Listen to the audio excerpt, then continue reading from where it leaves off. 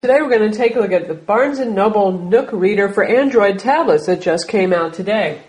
Now this pretty much has all the features that you see in the Nook Color. We're going to compare them as well.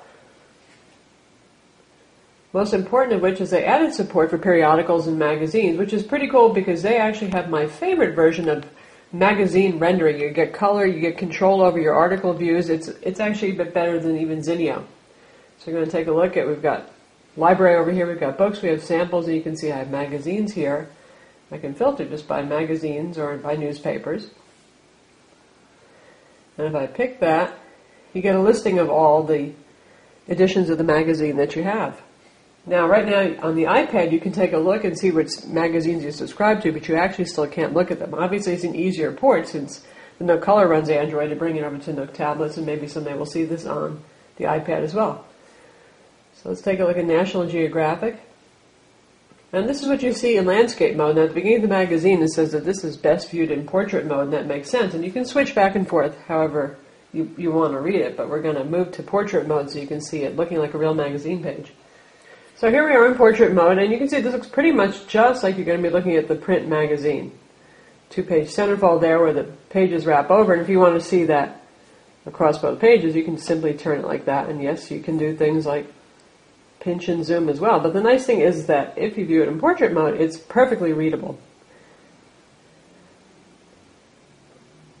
And again, that's a full page centerfold image, so you can turn it that way for images. It's pretty handy, and then come back out again to continue reading your article.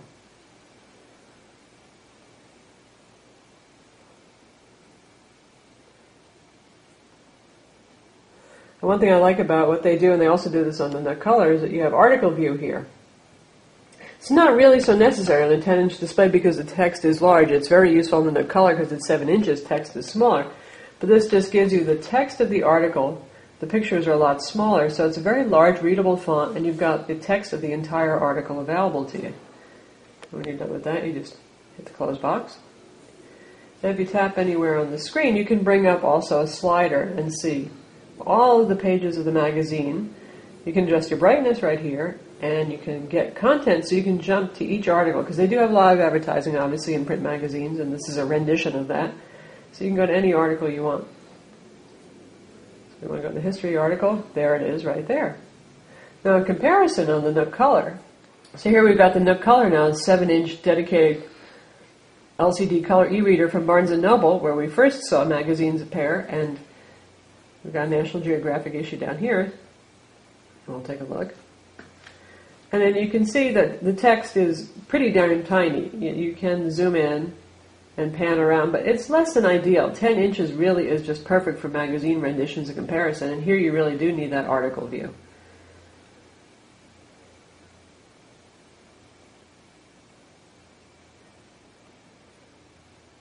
And we've got the same features down here. So basically everything that was good about the Nook Color and magazines has now been brought to Android tablets, which again gives you versatility. You can actually use a big tablet if you want to use a big tablet. You could use a smaller tablet when honeycomb tablets come out in smaller sizes, but particularly readability on the big screen is great.